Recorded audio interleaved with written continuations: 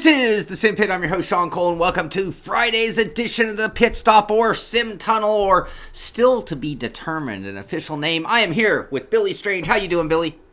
Good. I think our official name is still to be determined. It is still to be determined. I see I still have a Sim Tunnel graphic with the pit crew. That's not quite right. It's certainly not just a pit stop because it's totally different and a totally different show. And also with us is Brandon Waters. How you doing, Brandon?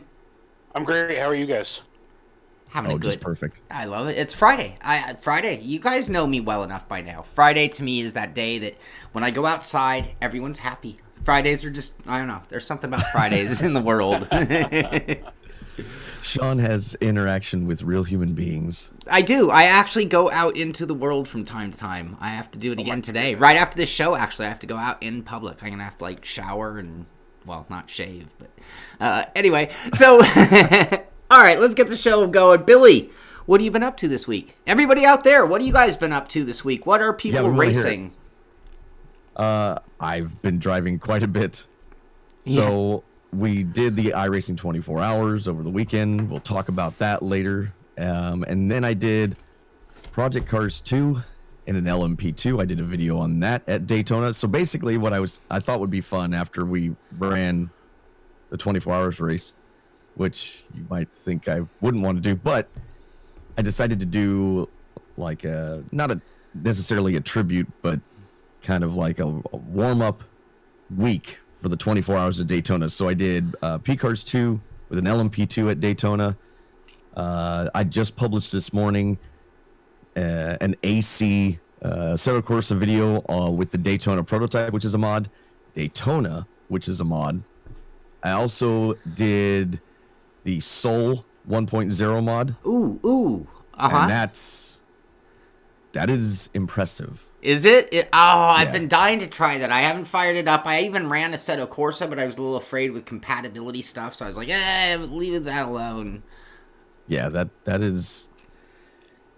It's very impressive. You have to use Content Manager to get it to work, and that's just because Content Manager doesn't really change the sim. It just changes the way you interact with it. So you can use it or not use it. But with Soul, you need Content Manager because it's the only way you can get the drop downs to change time of day, the different weather that Soul brings.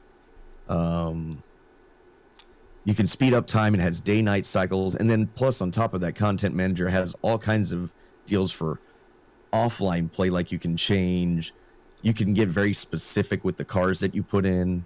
You can also get very specific with the liveries that you choose.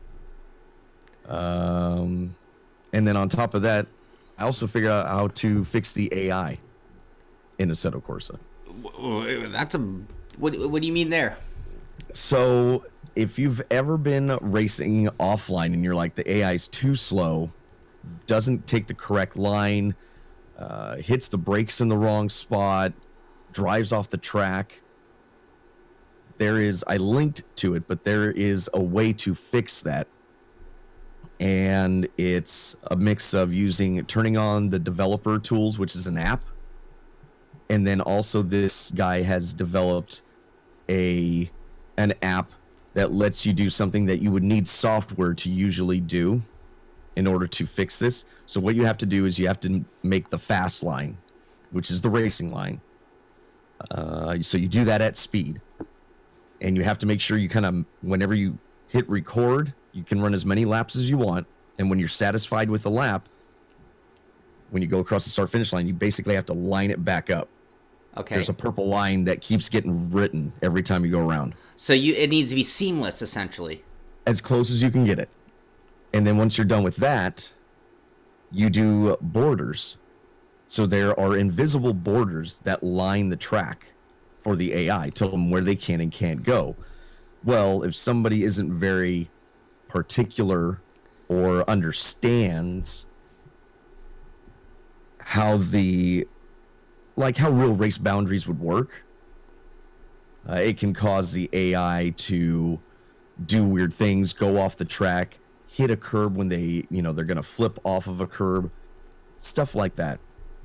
So there's a way to record a right-hand lane or a right-hand border and a left-hand border. And then if you've ever seen the AI like crash going into the pits, like this was a perfect example because Daytona, they would crash going into the pits. So you can rewrite the pit lane. Oh, wow. Line.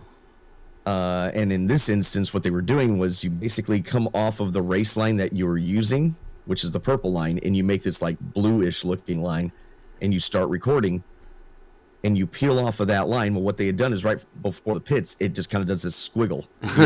Right. So when it would break, the car behind would just pile drive it. Well, was that squiggle like where they didn't have a seamless moment, so the car's just like kind of searching for the next? Well, I think what happened was they just kind of took it and said, okay, well, this is how I kind of go into the pits, like right at this moment.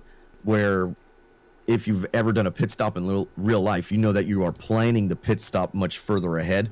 So I did it from the corner, and then did this like slow kind of move over, like down onto the apron. Gotcha. And then the same thing when you come back onto the track, I did it so where in that hairpin out of Daytona, if you're trying to merge with traffic, you go on the very outside of that turn, and then you merge back in with the racing line after that turn. Well, when they came out, it just kind of stopped. So every once in a while, cars would collide and this kind of stuff. So it keeps that. It makes the AI understand that, hey, you need to stay on this line all the way around this turn before you try to merge back on with the racing line. The AI was 3.5 seconds slower before I did this. And if you watch the video, you can see I can't keep pace with the fastest car at 100%. But that's perfect. Oh, wow. So I'm like making inches. So it's like, I don't know, it changed like that whole experience, like messing with Soul and then improving the AI completely changed the offline experience. And you can fix, theoretically, I've done it on a couple now, you can theoretically fix any track that's having that issue with AI if you want to. I know about 50% of the people don't run offline races, but if you've ever tried it and you're just like, oh, the AI is too slow, the AI does weird stuff. Right. Or if it's a modded track, it's not going to have that. The other thing is if there's a fantastic mod track, but maybe they, a lot of those guys don't really care about doing the AI. It's just for multiplayer races, which is totally fine. But you can go in and make the AI work for that track, and it really does improve the experience. That's awesome. Michael Clark, thank you so much. Yes, thank you, Mr. Clark. Coffee Michael for Clark, the team. as always. Awesome, dude. Very cool. Wow, that's really cool, Billy. That's a lot more in depth than just doing a little driving out there. I get nerdy about that kind of stuff though, because I did the same thing with R Factor 1. I figured out how to. I didn't have the tool to do the boundaries and stuff, but I figured out how to make them brake more realistically going into a corner, which deals with all these different values. And I get stuck on that. It took me. That video took me 3 days. Wow. It sounds rewarding. Yeah. Eric Hardiman with a big donation. All right, we could be live. I've hit the button, so technically we're live. Are we live? Yeah, but I don't know how long the delay is to get it to well, actually everything we're saying should be live. So we're live. We're back. Okay. Sorry about that, everybody. We had a little OBS crash. Eric Hardiman. Yes. Let's get Thank that. you very much. It's very nice of you. We can still catch up on things because we do have certain capabilities. Sorry about that, everybody. I hope you're still here. I hope the stream is working. That was the strangest of things. It was just OBS just bit it. He's here all week. Yep. Strangest of things. Have Billy look into the OBS AI. Right. So anyway, so I just like you were saying, you can fix this stuff. And once I realized how to do it, like it takes a little bit to understand because I did it wrong a couple times. And there's these lines that you bring up when you're using the developer app, right?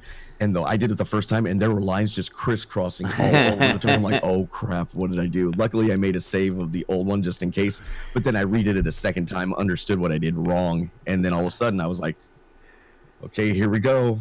And it worked. I was like, it's like 11:30 at night. And my wife's like, okay, I'm going to bed. And I'm all, hold on. I've almost got this. I'm like all freaking nerding out about it. And then I got it. I was all, yay. Like, try not to be loud and wake everybody up. Oh, see, you could use it poorly too, and you could do some crazy ass line, and now you put like a full grid of cars out there that you're like just playing avoidance on. Chaos. Yeah. Oh. And then the last one that I've recorded that I still have to edit is I asked my community, what car they wanted to see me drive for one more classic Daytona 24-hour race in Project Cars 2, and they, to my delight, picked the Panos. So the Panos competed in 1998, so it's perfect. So I got to drive the Panos, which it sounds awesome. Is this the Panos prototype, not the Panos sedan or coupe? No, well, it's the Esperante GT1. Okay, yes. So yeah, Wow. That's pretty fun. Geez, you drive anything else? No, I mean. Well, technically, I drove all the GT1 cars and the LMP 900 cars in Project Cars 2. Wow. I settled on those to make. That's what I always do for a video, though. That's why a video usually takes me at least a day, if not more, because I go through, like, which car am I going to be excited about? Sure. I understand that, because the wrong combination will make you hate a sim, and a good combination will make you love a sim. And sometimes it's car to track as much as it is car to car, strangely enough. But awesome. Well, I should have gone first on that one. I have my audio spiking to holy hell is what I have. I had the Daytona race, obviously, and that was cool and awesome.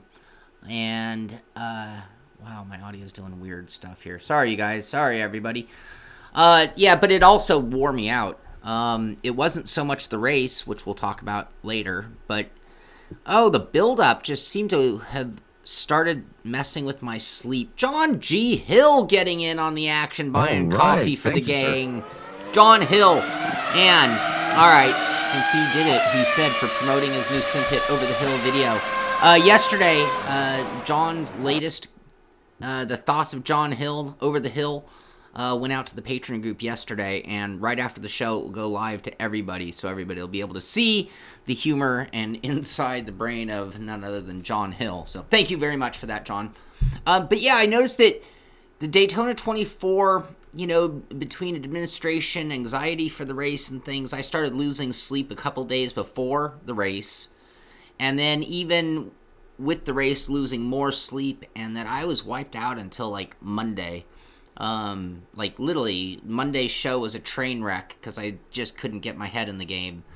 So that was kind of interesting. Not normal for me with endurance races to be that jet lagged from the race. But it definitely happened this time around. But I'm getting ahead of myself. We'll talk about Daytona later. I did a bunch of Wreckfest. Part of that was just, Wreckfest is a good way to, it's like going to the gym to work out things in your brain sometimes, like maybe you just have a little too much aggression, you got to get some stuff out. And so Wreckfest always takes care of that for me. I did a bunch of that, and then I did make a cameo appearance, I guess you could call it, because I haven't run in a Assetto Corsa race in, a really long time now. We had been doing Assetto Corsa 3 days a week. Michael Jeffrey's getting in on the donation. Thank you. Oh, thank you. Everyone's I'm drinking up coffee, that's for sure. Oh. Amazing for sure. Yes, thank you very much. It's very nice. Absolutely. So, I actually did an Assetto Corsa race yesterday, and I was really excited for it just to have that different flavor, do something different, do something not the norm that I've been doing for a while. But unfortunately, I'm so behind on a few projects that I just didn't even get enough time to practice, so I went in really cold. And here's the embarrassing part. I literally forgot, the inner workings of Assetto Corsa. Mm-hmm. So it was I got my buttons mapped because I've changed all my components since the last time I raced. I got all the hardware side worked out. I got in the car to verify everything was working. I turned 3 laps, and then I'm into the room and racing, and it was I took on damage, and I literally forgot how to repair damage. Now, this was during the moment, but at the same time, it just kind of gives you an idea. Wow, you sometimes, the Sims, even the driving aspect, we all got that, right? We're all drivers. We're all wheelmen. But when you switch sims, it's the other stuff that you forget. Like, how do I join a room? How do I serve a black flag? How do I do a pit stop? Absolutely, You yep. know, and I just really failed. And, you know, I'll fall on the sword on this one. But it's like, gosh, if you're going to get in a race, you know, there's a little bit of an obligation to know what you're doing. Yeah, you know, Why would you want to do that? the other guys out there are kind of depending on that to an extent. So it was kind of funny for me, a little bit of a slap in the face that even people who think they know what they're doing, sometimes you might want to double check if it's been a while. So I am going to have to do another. That is always my fear. Yeah. That is why I usually, unless I'm very familiar or I've been in the sim a lot, I don't hop into a race. I was supposed to do a whole practice session on Wednesday. It just didn't happen because I got far behind on a bunch of other things that I won't go into detail on. But so it didn't happen. George Wiseman, look at that! yes. Oh, everybody's in on. I love Thank Friday. you so much today. Today, you guys have tongue-tied me. Thank you very much, George. Thank you, everybody. So yeah, I didn't do as much driving, but driving's gonna pick up today. It's Friday. It's the weekend. I got lots planned this weekend for on-track stuff. So next week, I think I'll have a little more to talk about when it comes to what did I actually drive. What about you, Brandon? You do some driving? You know, obviously we did the 24, or as much of it as we got done. And then after that, I was kind of looking for some decompression and non-team related stuff. So SRS did that, kind of made an interesting car choice. So it was fun. It was kind of nice to do something different, and I think I had a pretty good race, so that felt good to kind of get the monkey off my back a little bit. And I don't know, look forward to get some drive time in. Probably going to do it again tonight, I think. Maybe that should be the challenge of the day or the weekend that we throw down to everybody. It's like, oh, you know, you call yourself an iRacer. Oh, you call yourself an Assetto Corsa guy or a Race Room guy or R Factor. Maybe this is the weekend you get out there. You go grab that sim that you haven't played in 6 months and go find a room and go get in the race. But I would recommend learning the sim and remembering how to do basic things before you do that.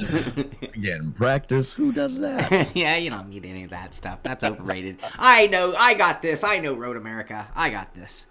I'm not kidding. That is literally like keeps me from joining some races because I'm like, I don't have enough time in this. I can't do it. I very rarely do it. I was actually doing okay. I considering that the driving part was not so much my failure, it was everything else. No, it's everything else. I feel like I can adapt really well, but it's just knowing the ins and outs of, you know, hitting down.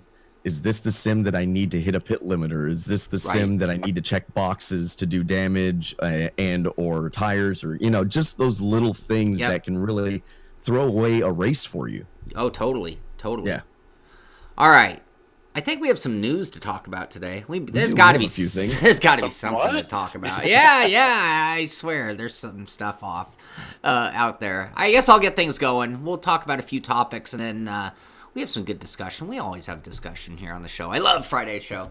So, starting off with Race Room, we already talked about their little tease game on the Czech Republic track Autodromo Most. Which is coming to Race Room in the next big build.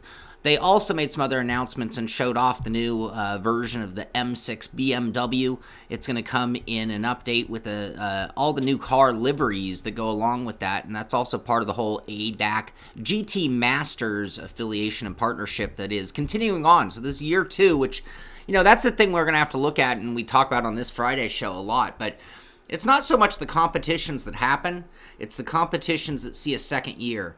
Because that means that they were happy enough with the results of the first year to pitch in the money to do it a second year. And that also means that we'll probably see some changes, adaptations, or improvements from year 1 to year 2, which is part of the growth of eSport we need so badly as well. So that's all good news. And I think Mr. Clark again. Yes, sir. Mr. Clark. I have to say Mike. I have to say Mike. Mike. No, Mr. Clark. It's Michael Clark and Mike. 10 gallons of ice cream. Oh God, that's exactly what I need. It may not be what you need, but it might be what you want. Boy, it's lucky I sim race and not go-kart. Man, my friend's daughter is selling Girl Scout cookies, and my wife bought like a full box, and it's just been a nightmare because I can't stay out of them. I'm usually not that bad. I'm not a big sweets person or something like that, but them stupid cookies, I just was like, I just have one more. And every time I walk by the box, I just grab one more. Oh, I understand. I'm Siren song. I cannot lay off of sweets. So yes, 10 pounds of ice cream, gallons, no problem, no problem. I'll have that polished off by Monday. Gallons, good lord. You have to roll me out of the house. All right, so I think that's all I have on Race Room. I mean, yeah, it's just they signed and did another deal with the ADAC GT Masters, so they're gonna do all of the cars for the 2018 season are gonna have livery updates and a championship. So you'll be able to check out that. On Wednesday, I owned up to the fact that I did not and had never heard of Autodrome Most in the Czech Republic. So, you guys, any? I was not familiar with that either. No, I did never. not. I was not familiar with that track. All right, so I'm not. Apparently, it's on the ADAC. I hope I'm saying that right. Or ADAC schedule. I think if you say ADAC, you can't be wrong. But I like ADAC. I think that just sounds cool. ADAC, ADAC. There, I've covered them all. One of those is right. It's gotta be. All right, what else we got? We have WRC the game announcing number 8. So coming in September 2019, WRC 8 will hit the virtual and physical shelves, and it's coming to everything, including the Switch, which is kind of cool. Yeah, that is cool. I'm actually kind of excited about this. I like WRC 7. I thought they did a really good job, especially with their stages. I thought they did really well. And I actually like the handling model. You can make an argument that I don't think it's quite the same as Dirt Rally. I know a lot of people really like Dirt Rally. There are issues that I have with Dirt Rally, but for the most part, Dirt Rally is really good. I think that because WRC was only the modern era cars, people kind of didn't care for that, but it wasn't meant to have the older cars. That's but right. That's one of the arguments I always have is you can't expect every sim to be the same, because then what's the point of having all these different games or sims? Sure. So, WRC 7's focus was on the modern, that time period, what was it, 2017, I think, rally cars. And so WRC 8, I would imagine, is going to be the same. Now, would it be nice if they added some classic rally cars? Sure. But I'm not expecting that. It's the official WRC game, so I'm looking forward to it. Hopefully that they refine some of the physics. I enjoyed the physics from last time. We could nitpick and talk about some of the things that maybe weren't as done as well as I would hope, but for the most part, I thought it was a great experience. And again, I'm hoping that they just kind of improve on that. Yeah, well, I mean, hopefully as well. Getting back to the topic of a single series, not having old school rally cars or anything else included. In some cases, not all. I mean, this would be a whole discussion for a Friday show on its own. But it's like, is there a limit to how many vehicle types should even be attempted when throwing it into one game? So when you look at something like a Forza or a Gran Turismo that might have 500 to 1,000 cars. You could easily start making the argument, do all cars handle equally? I don't mean equally to each other, but equal to their real-life counterparts or even remotely close. Or do all cars even feel good in the sim, or are some just throwaways? Like, really, could have just not done this. One thing I've been optimistic for, and they still need to prove it to me, on like a competizione where they're like, okay, we're going to do the Blanc Pain. I'm like, okay, well, that gives you the ability to have an amazing quality control. Because you're not trying to do too many things. In theory, that's what made me excited for ACC is you are just focusing on one series, and basically a genre of cars that in theory should be similar. They're theoretically using the same tire model and construction. And so you would hope that nails that experience. So I think that's we've always had, since the Gran Turismo days, and maybe even before that, we've had these giant blenders of how many cars can you put in the game. And I still miss the focused experiences. Like, I still consider Toka, the original Toka touring game on the PlayStation, to be one of my favorite experiences of that time. Sure. And it was literally just those touring cars. Sure. Well, I mean, I think back to the ones that really turned me from just like a gamer into serious sim racer, and it was like a Grand Prix Legends, which only had Or a old NASCAR school. 2003. NASCAR 2003, yeah, absolutely. So it's like at some point there was a change in mentality, and I think it was Gran Turismo and Forza trying to fight it out for who had the most cars. Like that became, for a period of time, that became like one of the big targets, was how many could you squeeze in. But not everybody went down that path. I mean, there have been a lot of Codemasters, you look at the Formula One title, they've done both. They've had years where it was just Formula One of current, and then they've had retro stuff also. So they've kind of gambled and played with both coming out of the Codemasters philosophy. Right. Yeah, I don't know. I look forward to a mix of experiences, and I think there's room for having a Forza or a Gran Turismo, and then there's room for having an ACC, WRC 8, that kind of thing. Sure. All right, next up, this is at Race Department, and so on Wednesday, I talked about the announcement of Dakar, the game 2019, and I thought, oh, there they go, they're going to pull the plug on 2018. Here's another, we've already mentioned it today on the show, here's another incomplete sim that didn't see all the patches necessary to get it to where it was really quality and ready and done, polished over. And has 18 gotten there? I'm not sure. But release 11 of the increasingly impressive, that's their words, at Dakar, the game is here. Check out the latest. And we have a link here to the write-up at Race Department where they have some of the highlights of the improved features. So some new features like French co-pilot voice, Spanish co-pilot voice, custom time of day selection, things like that. Features that improved treasure hunt. I didn't know there's a treasure hunt mode. Top bar now displays more relevant information, and then some general issues fixed as well. So you have the full list there at Race Department, and it looks like it's still being sold for €40 on Steam. It has been way too much for me to even venture to try that game still. Even when it's been on sale for, a 10 or 15% off, I'm like, no. In theory, I really, really want this game to be great, and I want to do it, and it could be like the one that I play a lot, to be honest with you. So. I want to try it because I like the concept and I like the idea. Right, we're going back to the idea of a single series or a concentrated experience. So that part of it sounds really cool. I was actually excited for it last year when they were talking about it, and then it came out, and then I was like, I'm just gonna wait. I think we should start a GoFundMe page and become the creators and developers of the newest like Baja Sim. It's like we'll cover the Southern California or Southwest United States, Mexico desert off-road racing scene. But I don't know, it sounds fun. If done right, I think that would be amazing. Wouldn't it? Did you ever try they're not Sims, but did you ever try the Baja 1000 or the Score? I did. Off-road game. I did, and much like the car, it's like, oh, this could be. It was so great.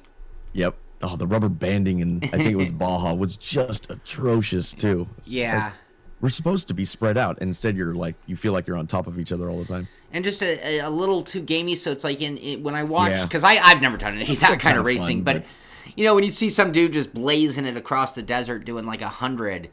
And on those, you can just do it for hours versus, well, you do have to recognize certain moments and actually slow down, too. Right. So, okay. All right, what else? Next up for you, Billy. Anybody want to work for Fanatec? That could be cool. They've made some job postings. You could say they're an up-and-coming company to an extent. I mean, their growth seems pretty massive. Yeah, so they've just put a call out to anybody interested. If you'd like to turn your hobby into a career, check this out. We are looking for skilled and enthusiastic people to join the company and help expanding our R&D, marketing, and support departments. So maybe if you enjoy Fanatec products, that's a good idea. And Shaun, don't they have a referral program? Yeah, this is actually super cool. So if you are sitting here watching this show or saw this post and you know somebody who could fit into their R&D, marketing, or support departments and you recommend them, you can actually win a Podium Wheelbase DD1. which also means if you have a friend who might be, if you're going to apply, you might want to use the recommended by my buddy version of submitting your resume, because it looks like they're looking at that stack of resumes in particular, at least, because they're going to have to pick a DD1 to give away. So it could be the secret bro handshake way into getting your resume at the top, and then your buddy gets a DD1. I like that. That's a good plan. Well, way to work the system. Yes, Strategy. always. See, we're sim racers. We find exploits. That's what we do. That would be cool, though. I'm always trying to point out the various jobs in our industry, because I think that there's going to be a lot more of that. We always focus on ESport or championship money, things like that. But, you know, if this is your hobby, if you love doing this, I'm sure this is more fun than ABC job. I was going to name something, but I don't want to offend any career out there. Yeah, it's an opportunity. But, yeah, it could be a way in. I mean, Yep. I've known a few people who work for or worked for Fanatec, and most of them seem to stick around. I like everybody in the a lot of people in the chat are sitting there going, recommend me. I recommend so and so. Do I get the DD1? That's right. Just recommend away. Oh, send them a list of 100 recommendations. There you go. All right, what else we have? American Truck Simulator. This is this a driving sim? It's a driving sim. It's certainly not a racing sim. Anyway, they have screenshots now of the Washington expansion. So I think I mentioned this on a previous show in terms of that it was happening, but we didn't have much to show. So right now I'm at their blog page. This is blog.scssoft.com, and they have a little video there, which is on YouTube, so you'll find that under American Truck Simulator Washington. And looks pretty cool. They really have done a lot of expansions to this game. I was kind of questioning the region until Brandon and Billy pointed out to me that, well, you know, Washington's arguably one of the most beautiful states in the country, so that makes sense. And then, of course, Seattle being a big port of entry. There are only 3 deep water ports of entry on the West Coast, if I'm not mistaken. So Seattle being one of them. Anyway. Yeah, looks cool. Yeah, looks cool. And for you trucker people, that's going to be a big deal. I'm sure it's a no-brainer. I think if you play American Truck Simulator religiously, every time they come out with an expansion, it's a no-brainer. And that says a lot for SCS. I can't do these letters today. SCS software guys, because they make a compelling game. There you go. All right, I'm done with that. Hold on, no more. And that's the end of the news as far as regular news goes. Now we just have a couple eSport topics. First off, Gran Turismo for Gran Turismo Sport is talking about the opening of the FIA Gran Turismo Championships, the 2019 Exhibition Series Season 1. And they just go on to talk about player registration, what the schedule is going to be, what you can expect for each round, that kind of thing. So if you are looking to compete in GT Sports, make sure you jump on that one. Yeah, that's going to be a good competition. It takes you all the way through March. So, best of the best in the GT Sport world.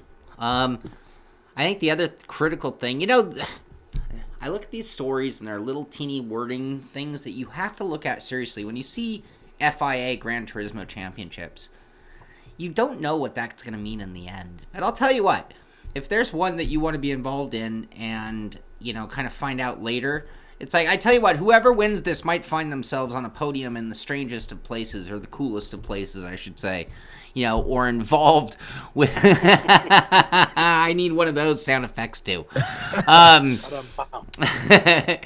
But yeah, that's pretty cool. That's the official FIA Gran Turismo Championship version. All right. This next eSport championship, we debated whether we were going to cover it on the show. And so before I even mention it, I want you guys to take this in all seriousness. This is very serious business, eSport. Hold on. I need a moment. Collect yourself. Get your composure. Yes, are you ready? Tell me when you're ready. I'm centered. I've taken a deep breath, and I'm now going to hold it the whole time you talk about this. Okay. So the latest, greatest, and one of the biggest. This is huge money. This is huge money.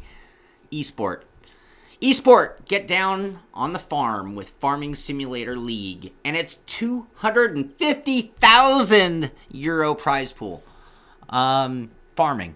Farm Sim. GT Planet. This is at GT Planet, yes. I did see this all over the place, though. This was actually pretty big news, and part of it, I think, is fascination of the concept. I mean, that's got to be part of why it's getting around everywhere, because I think that some people are like, what? What? I played a couple hundred hours of Farm Sim 17, and even after a couple hundred hours, I didn't really see how it would play out in an esport capacity. You still holding your breath, Billy? I'm still holding my breath. I'm going to start turning blue in a second. So, yes, and actually, where'd it go? Yes, somebody nailed on the head. So this is the official announcement of the Simpit Farm Sim team, and we are going to go after that 250,000 euro. But no, I mean, you just think esport, you think, Overwatch, as this article states. Think of us as just life with straw hats and hay sticking out of our mouth. And there's nothing wrong with playing. I'm not disparaging playing it. Just the esports just took me by surprise. Not saying, I mean, this is a boatload of money, so maybe we should all do this, because I'm like blown away by the money. I mean, I know it's popular, so there's got to be something to it. I've never tried it. The closest I've gotten is ATS. Wow. Well, and the thing that strikes me in this concept, thinking about the game, is for those who have played, there are a lot of variables. There are a lot of options in Farm Sim, like, excuse me, type of crop, type of equipment, type of manpower. More unlike any other esport. I mean, even in a shooter game, it's like, well, how many guns do you really have to choose from, and what's the real differences between them?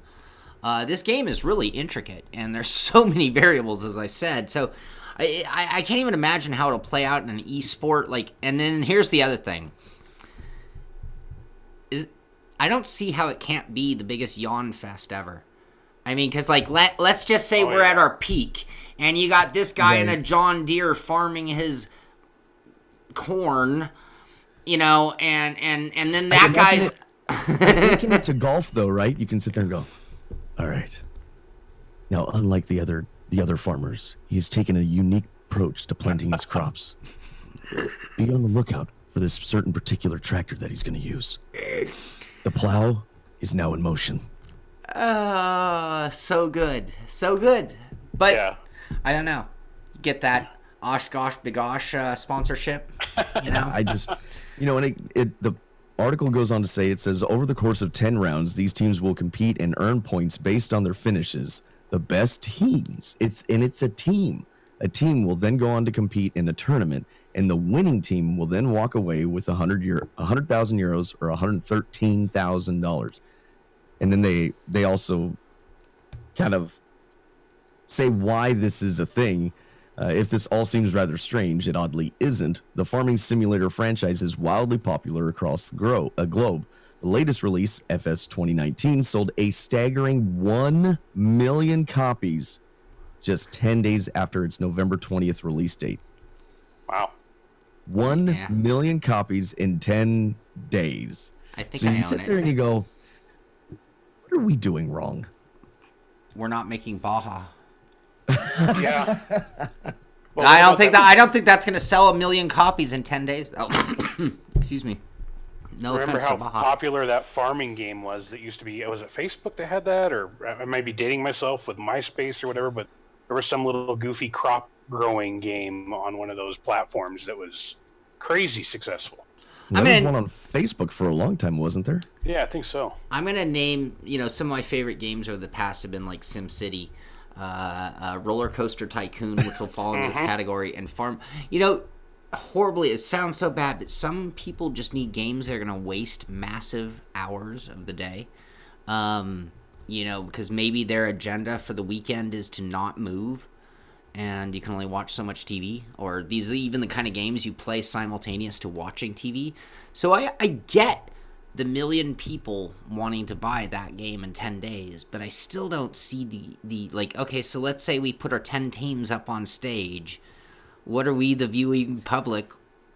It gets back to your golf. Not going to golf. broadcast it, but I mean, I would imagine people watch, guys drive the ATS and ETS on Twitch and stuff. So I think it's one of those things where you just kind of hang out, BS, and relax. I mean, I know I use ATS for that personally. I'll just sit there and it's just kind of fun to pop on a podcast, and then I want to do something, but I can't decide what I want to do, and I'm not in a super competitive mood, so I jump on ATS and just kind of make a couple deliveries, and I'm like, that was cool.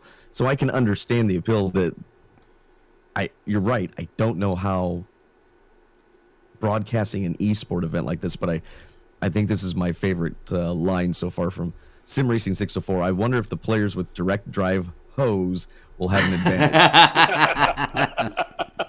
Oh, where's my sound effect? Where's my sound effect? Somebody be chopping up a tractor and making a sim rig out of it, There you go. You know what? That would actually be kind of cool if somebody actually did that with the Cytec. That Cytec control. I was gonna say there's a control built for this game. I almost bought one. I shouldn't even say that, should I? It intrigues me. Like, as much as I'm kind of poking fun at it, I'm not poking fun at the sim itself. I'm poking fun at the idea of the esport. But then again, I can't poke that much fun because there's so much freaking money on the line. So it's kind of like, I wonder how much I could get, or how much one of those freaking controllers are. And to that point, Billy, what if, we're talking about just this prize pool for this particular competition, but what if, say, this follows our racing esport in the path that maybe, Case and John Deere and Massey Ferguson start getting into it and start picking up these teams, these mainline farm sim teams. Well, obviously there's something behind it. I mean, there's a bunch of money in it, and it kind of shows where we might be lacking in sim racing. And the fact that we have teams already from big manufacturers and actual race teams, can you imagine, like you said, a John Deere or something like that coming in and going, okay, this is our esports team. Mm-hmm. Just like, I think it breaks my brain a little bit. Well, with this kind of money, it's a no-brainer. I mean, we'll see that, won't we? Yeah. The sponsors right now are, so that prize pool, €250,000, 282 American to convert for people, come from Logitech G, so the gaming series of Logitech, Intel, Noble Chairs. Anyone know Noble Chairs? I don't know them. Mm-hmm. And Nitrado, Nitrado. Anyone? Is that a farming? Any of those? Is Noble or Nitrado either of those like farming equipment of any kind? Yeah, sure. Yeah, sure. Oh my! I have no flipping clue. I have no idea. Tom Jones. Were you going to say the Tom Jones thing? No, go ahead. Oh, he was just asking why isn't DCS an esport? Which is the flight sim, right? That's the flight sim. Yeah, that's the flight sim. Very realistic. Because it's too friggin' hard. That's it'd be pretty interesting. Yeah, and I mean, you think of that. I mean, we'll use the U.S. military for an example. They used to sponsor stuff like NASCAR, things like that. Who's to say they couldn't do a DCS league to try and use as a recruiting tool for future fighter pilots? Sure. Well, they'd be the sponsors of at least one of the teams. Yeah, absolutely. So that, Billy, that kind of it brings me to another point. When you said you don't know much, about farming, nor do I, and I kind of live in potato country here. But the reason I kind of wanted to talk about this, and the esports side of the thing is kind of removed, and obviously we kind of, discount it because we're sim racers and it's a natural fit, but with the popularity of esport and bringing something like farming sim into this, right now it's pretty well known that there is a vacuum for careers like this for farming, mechanics, truck drivers. What if they pulled these simulators that we have access to and capitalized on that popularity of esports to give it validity, for these kids that are coming up and don't have a clue what they want to do, and and think that the best way for them to probably make money is to be a YouTuber or a vlogger or something. Hey, maybe you're pretty good at truck driving, or maybe you're pretty good at the farm sim. Make Maybe farming cool again. Exactly. And before we go What do any you guys further, think of thanks, that? Theodore. Yes, thank you, Oh, yes. Theodore. Thank you, Theo. Very nice of you. Make farming cool. Well, but to your point, that's what manufacturers have already been doing, right? And the FIA, NASCAR, these groups, WRC, they now see it as a way to branch out and grab the attention of when somebody is possibly younger, to pull them into their world rather than the decline of what has been going on for years. Same thing with the farming stuff. You could make a case for any of that, where if you can get somebody possibly interested in it when they're young, maybe they will go on to be a farmer. Maybe that's the thing. They're like, I love doing this so much, I've got to go try and be a farmer, which it sounds funny, but it's probably not really out of the realm of possibilities. No different than, somebody picking up a sim when they're young and going, I want to be a race car driver. Like these particular sims that have real world counterparts to them, there's no reason why there can't be any crossover. And I think manufacturers recognize that. In playing Farm Simulator 17, it made me think about the concept. So, I mean, this is the first step, but it made me think about the concept of, well, wow, what it would be like, I mean, I live a techie life in Southern California, Los Angeles, and it's like, okay, well, that would be the polar opposite life, waking up when the chickens crow and getting in my tractor and tending my fields. I mean, it's kind of sounds appealing to a degree if you're trying to, relax. Obviously, farming itself, I know how hard farming is because I have friends that are farmers, but the idea itself, I get the appeal of the sim part of it, and then, maybe it just sparks somebody. I don't know. I like the idea of running around an air-conditioned tractor with a radio and all that, but these hands aren't built for farming. I speak from experience. It's always great until it breaks, and then you're just in this hot box. I'm sure it is. I tried to do bales of hay, like load them with a buddy of mine, and oh my god, I was broken. I mean, even using gloves and everything, I just after I was done, I was just, I couldn't walk. I couldn't move for like 3-4 days. It was awful. I am in shape.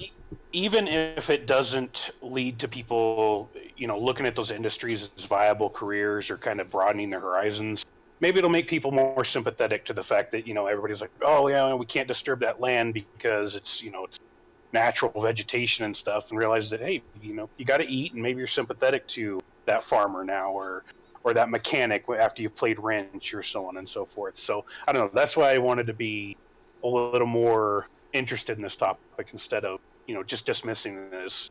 There's no validity. It's a farming simulator.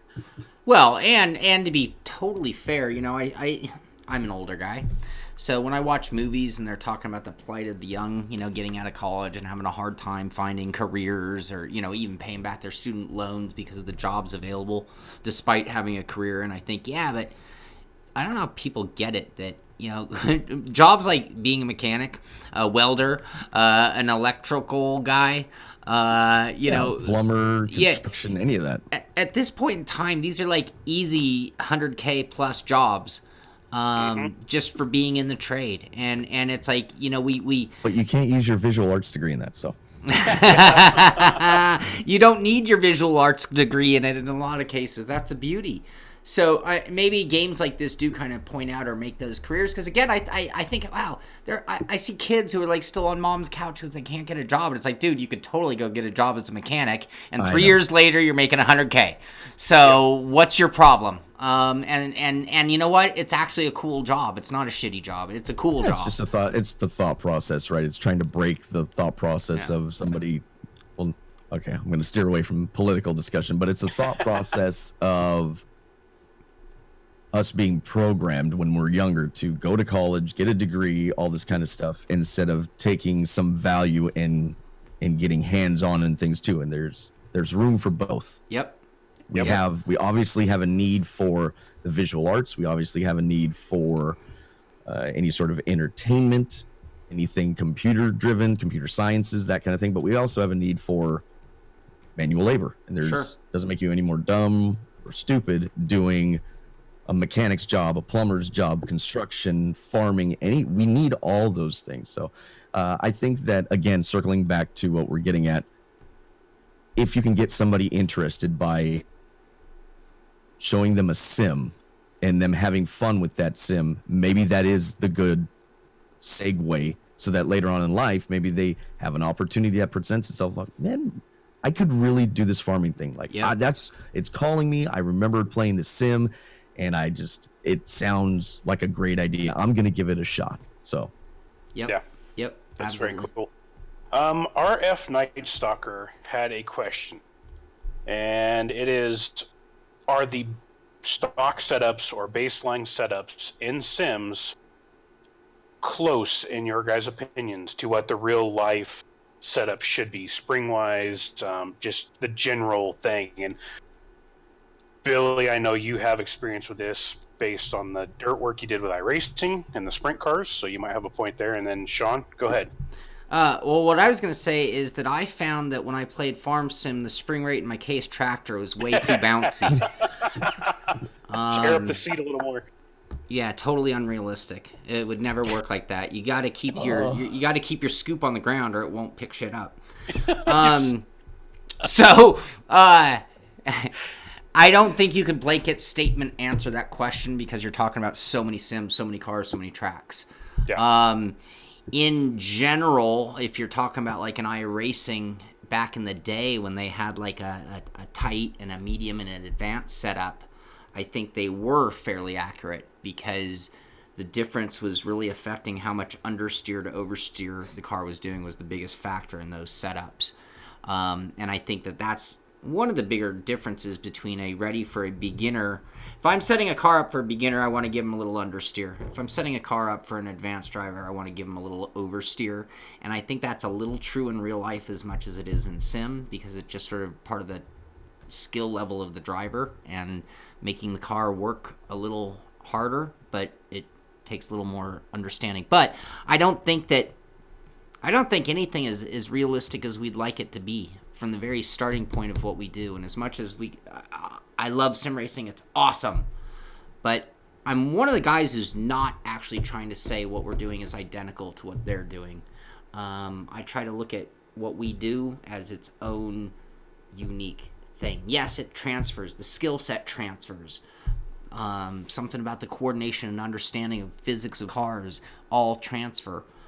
But I don't think any car really drives that much like the real life counterpart. So by the time you get to setups, well, the car's not the same to begin with. So anyway, and I think it's a very generalized concept. I think that you can always find scenarios that a real life driver will get in the car and be like, well, that's as close as you're gonna get, and be pretty happy with. Anyway, that's my answer to that.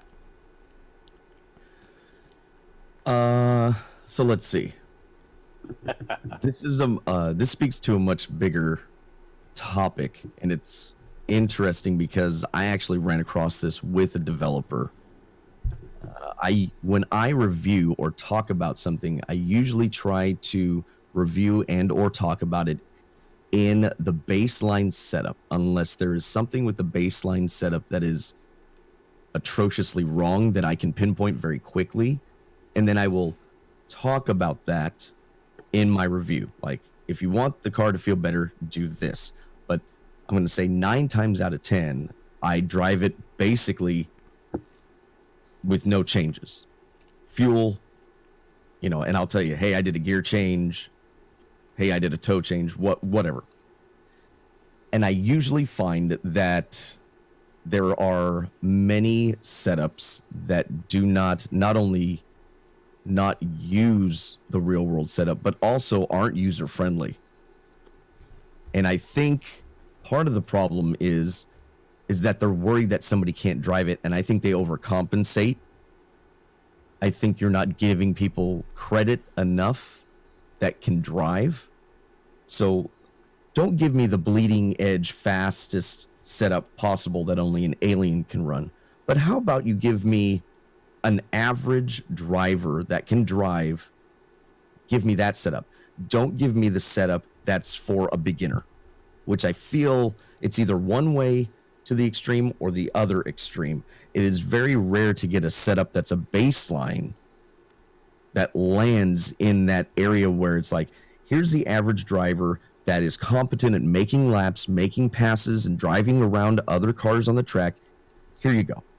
Here's a good setup. Now you can tweak it to go faster, but here's a good setup. It'll get you around the track, and you're going to have fun. And this is what blows my mind is that, especially with like DLC cars and stuff, when you pay for that car and then your first experience is trash, are you going to buy another car or another DLC pack? Right. Wouldn't you want their first experience to be the best it could possibly be? There's nothing better than somebody, a friend of yours saying, dude, you've got to try this car. It's so much fun. This is so cool. It's just, don't be your own worst enemy. And the interaction I had with the developer was, they said they had to compromise between the real life settings of the car and what a sim racer would be driving. And I just kind of went, I understand, but why wouldn't you make this car enjoyable to drive out of the box for the majority of people? Now, not saying that there aren't people that nobody will enjoy that setup, but the majority of people won't enjoy that setup. I also think the one thing we forget is setup provided almost needs a date on it, because depending on the sim and the frequency of updates and the types of updates, if the updates overlap into physics or even not just car physics, but even track physics or tire wear, so the track to the tire relationship, if they don't update the setup, it could completely change the way the setup reacts to the sim as well. Mm-hmm. So that's something.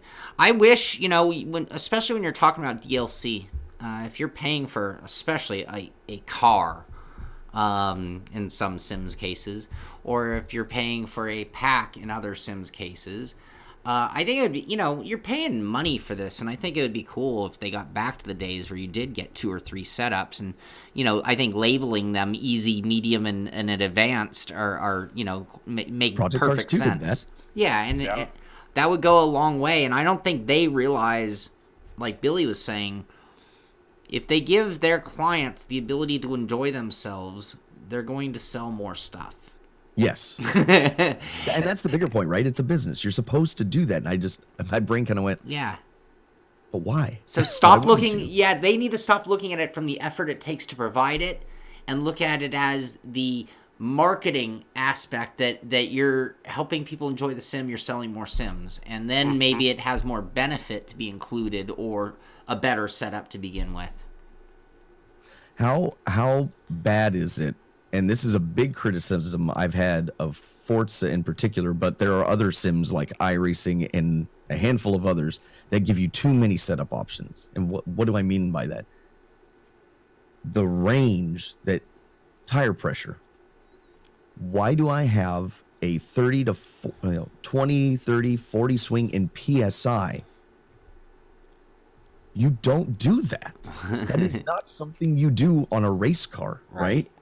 So why are you giving me that much leeway and A, it creates exploits, breaks the game, but B, anybody that's trying to understand car setup that may be new to it, you've just given them so much more to like, I can dial myself out so easy with this, instead of, look, there's you've got a handful of a range of PSI to work with, because in the real world and in this sim, that's all you're ever going to use, whether it's 3 PSI, 3 pounds, 4 pounds, what have you, depends on the car. Right. And then leave it at that.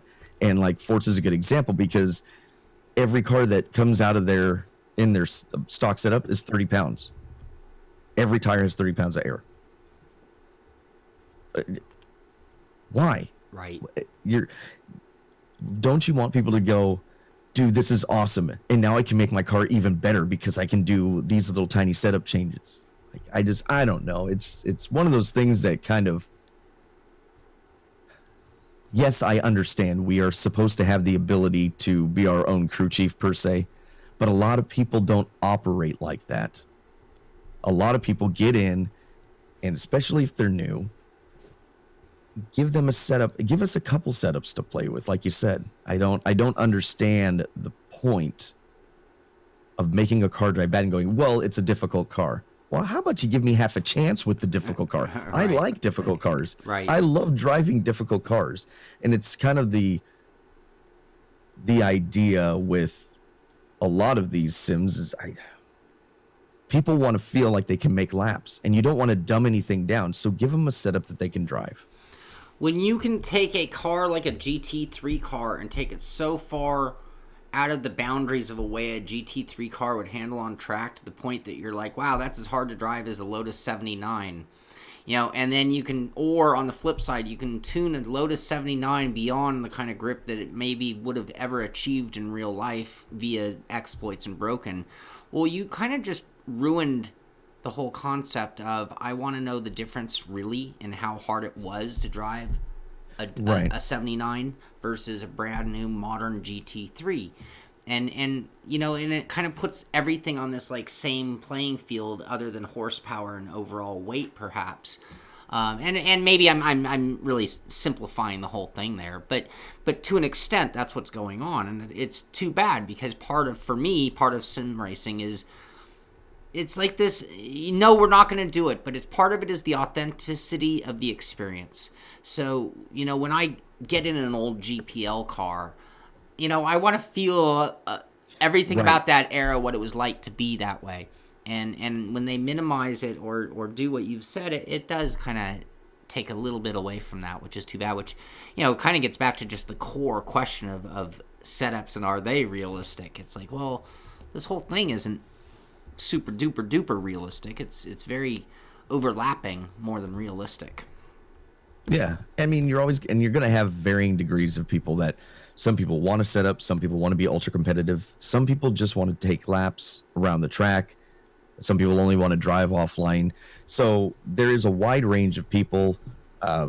Somebody mentioned fixed setup racing series, which I think are great for those people that don't feel like they have the time to make a setup. Taking all that into account, I still think that setups should be narrowed up to what's realistic, and then B, that setup should be good out of the box. It doesn't have to be amazing, but let's not worry about the person that literally just bought a wheel and pedal set, because even if you gave them the other setup, they still aren't going to make the corner. Right. They have to learn those skills, and there are plenty of us out there that are more than willing to help you, by the way, if you're one of those people.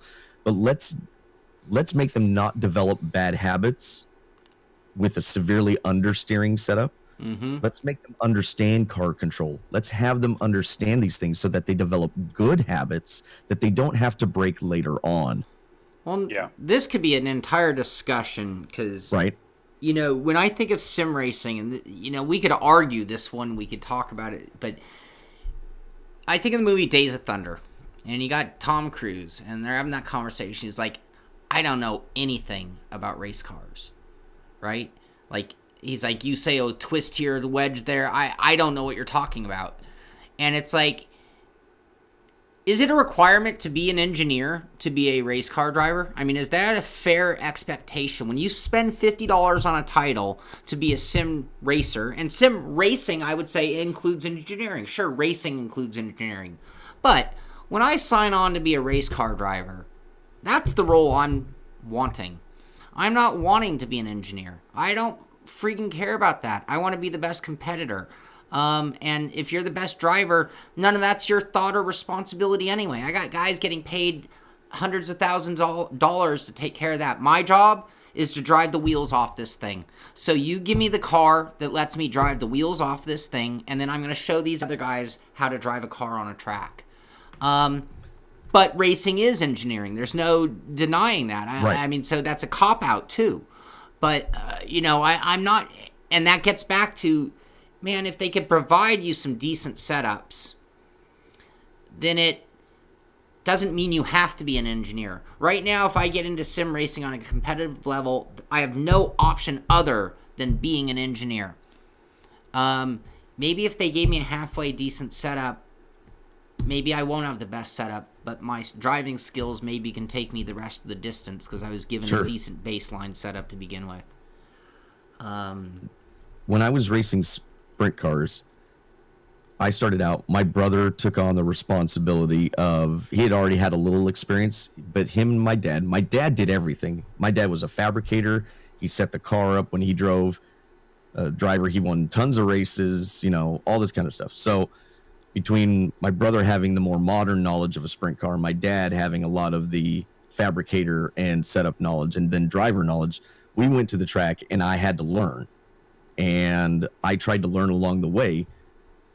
And then we got a crew chief, which my crew chief was Lee Lindgren, which is now Tanner Thorson's crew chief. They just won the Race of Champions at the Chili Bowl. He was my crew chief for a little bit, and he actually was helping my dad when he was a kid. But anyway, when Lee came on, Lee looked at me and he's all, I don't want you thinking about anything else but driving the blank out of this car. I do not want you thinking about tire pressures, setup, nothing. Your job, and the only job you have, is to sit in that seat and drive as hard as you can. And I kind of went, okay.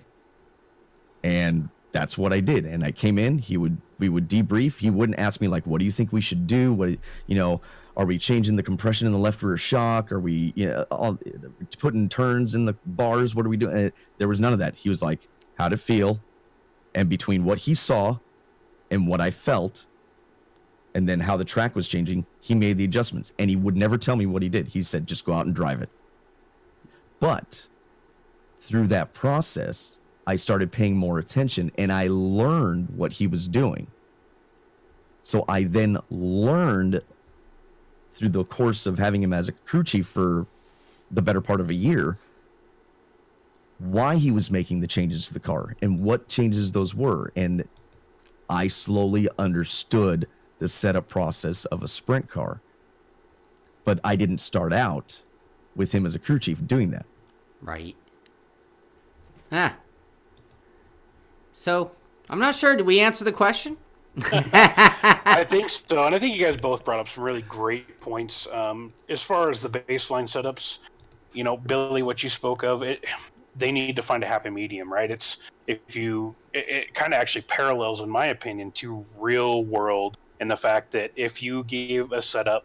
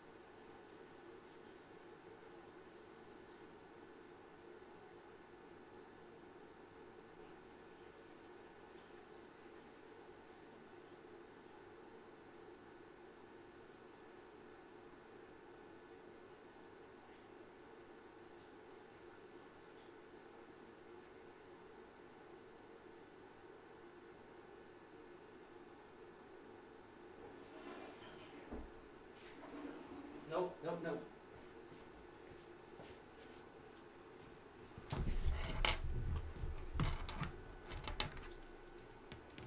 Hello?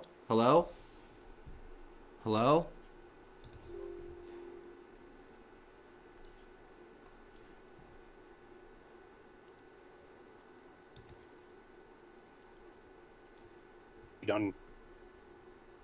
Okay. We should be back on the air now. Okay. Wow. Craziness here today. Sorry, everybody. Okay, where were we? I'm sorry. I don't want to interrupt our conversation. No, it's fine. I was just making a point about finding a happy medium for the setups. You know, for the guy that goes to the mall in his Honda Civic, probably doesn't know what a real race car feels like versus the guy that might do, weekend races or, running the circle track on Friday night versus the pro level guys that are, totally comfortable with the car hanging out sideways and doing crazy things that none of us really are comfortable with usually. So, Absolutely. Yeah. So I think, I don't know, either of you have any more points to make on that topic? No. I mean, I think that's something we could go around in circles. I mean, we could make that a whole show topic on, what is really the requirement of being a sim racer, Yeah, exactly. So, I guess that takes us to our next topic that we've got, and that's the iRacing 24 Hours of Daytona. And I'll be the first to fall on the sword. Yeah, we did suffer a technical glitch. We were all on the same team. For those that weren't privy to it, same car, same team. But I was in the car. I made a mental error. Which is, I hear this a lot from new sim racers is, oh, this guy, affected my race. I've lost rating because I got into an incident because this guy did something dumb. And I personally feel like I did something dumb. I put the car in a bad situation. There was a lot of GT traffic. For whatever reason, had some brake lock up, which caused the car to push. I pushed up in front of somebody, which caused us to get into an incident. Some of the net code, I think, might have come into effect then, because watching the replay, the car just got a little bump. It was pretty minor on the replay, but on my actual screen in game, the car behind that hit me actually went up and over the top of our car. I saw the suspension underneath the car. I saw the bottom of the chassis. I saw everything. I was like, oh, well, yeah, get his oil filter while he's up there. But it was one of those deals. But yeah, so that all pushed Grab your aside. dipstick while you're going by. Yeah, exactly. I put the car in a bad spot, and I shouldn't have. It was just a mental error on my part that, unfortunately, due to a glitch in the game, cost us the race. So, yeah, that's how my weekend went. How about you guys? Well, Shaun, tell us. Well, first, tell us how it was running when we first got in and started trying to race. This race, I think, I don't have exact numbers, but I think this was the biggest race ever on iRacing, if I'm not mistaken. If it wasn't, they still had a boatload of people trying to participate. Yeah, I mean, it was over 1,000 teams, over 5,000 drivers involved. Just insane attendance for this race, which led to typical, I want to say, iRacing problems. When things get this big, iRacing seems to struggle a little bit, and so there was a lot of trouble just getting in the room. There was a lot of trouble at the beginning of the race. Cars were warping really badly. I got the task of driving the car first, and I'm actually really glad I did drive the car first, because it was kind of like a war zone. I'll never understand certain things about certain people's mentality on 24-hour races, but the first 15 minutes in a 24-hour race, you would think were the last 15 minutes of a sprint race. Like, people are just dive bombing and cutting people off and doing whatever it takes to get any position they can. And I'm like, wow, we only have 23 hours, 59 minutes left to go,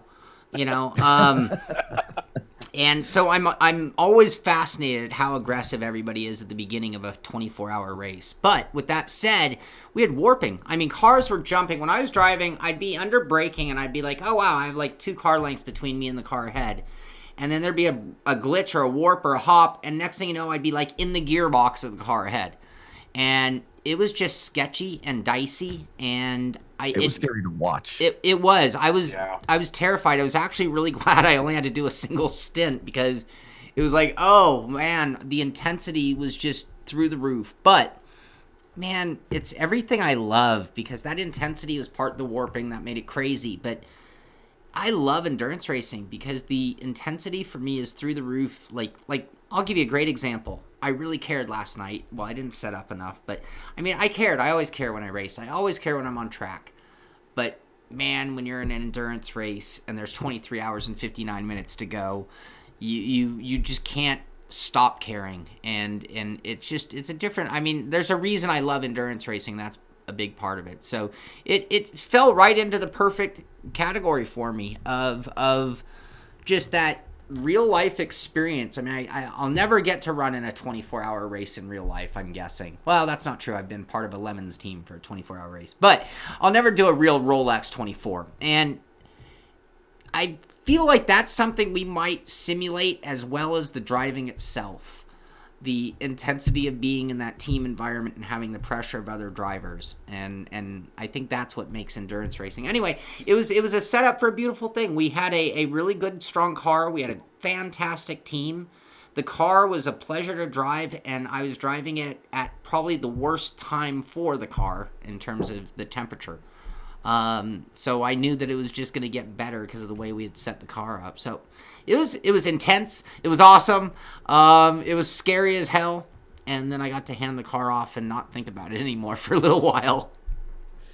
Yeah, and apparently that the warping and the connection issues were caused by they have a DDoS protection, and there were so many people joining that they thought they were being attacked, and so they thought they were getting attacked. So the protection was kicking in apparently, and Sounds good, at least. having that issue for people kind of doing this warping thing in and out, and it was prevalent in most of the splits on the Saturday race. And so if you had an issue, they did make another race, a third race for people to jump into if they, got taken out or had an issue. So, I mean, they tried to, it sucks because I think the endurance racing is some of the most interesting and promising things that iRacing has going for it. But we're in an era where a lot of people live stream and people see this kind of stuff, and it's like, how are you not prepared for this? Right. I think is the frustrating part. Sure. I mean, we made it through, no big deal.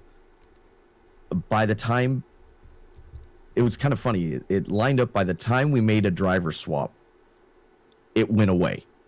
It slowly got a little better, and then all of a sudden, it kind of just, by the time we did a driver swap, it basically was non-existent anymore for the warping. And it's great that they fixed it as quick as they did, because it was about 45 minutes to an hour, somewhere in that range where they fixed it from when the green flag fell. And it was going to be something incredible because this is the first day-night cycle in the 24-hour race in iRacing, so I think a lot of people were excited to try this and see how it worked, and it looked amazing. Yeah. And boy, I jumped in the car and I got it right when the sun was just going down, and I made a video about this, but it actually took me a couple laps to get my bearings because I kind of lost where I was at.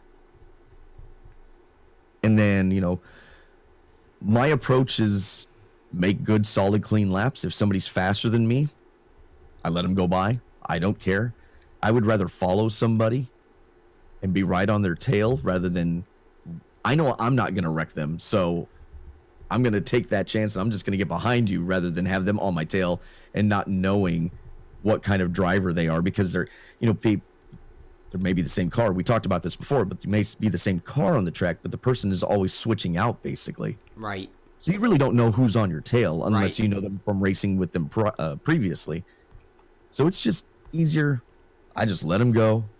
And it was evident. I caught them, passed them back, later on when the tires started to fall off. And I think that was where my strength lied, is when later in the run when the tires were really falling off. And I had fun. Like, I enjoyed the hell out of it. I thought everybody actually did a pretty good job of staying clean. Not just us, but I mean other drivers on the track. I really only had a couple of issues, but I could have chalked those up to just racing deals. Sure. Especially mixed class racing, it gets tricky. So, and you have different skill levels out there, and so taking all that into account, I thought in the time that I drove, people did really well, and I had a blast. Yeah, definitely. So as Brandon described earlier, we did have an incident, and this is where I guess things get a little frustrating for me. So we got an incident. The Daytona prototype has I want to call it a known bug. And that known bug is in relation to damage and repairing of the damage. And I guess what aggravates me is when it's a known bug, it means that it existed before the race. It wasn't discovered by us during the race, and that it had not been fixed. And so we end up getting... so those who didn't get to watch, what happened is we took on a little bit of damage. Physically, you couldn't even see it. Like, everyone's looking at the car, and the car looks fine. So I believe that was, Brandon, you handed off to Billy for that, right?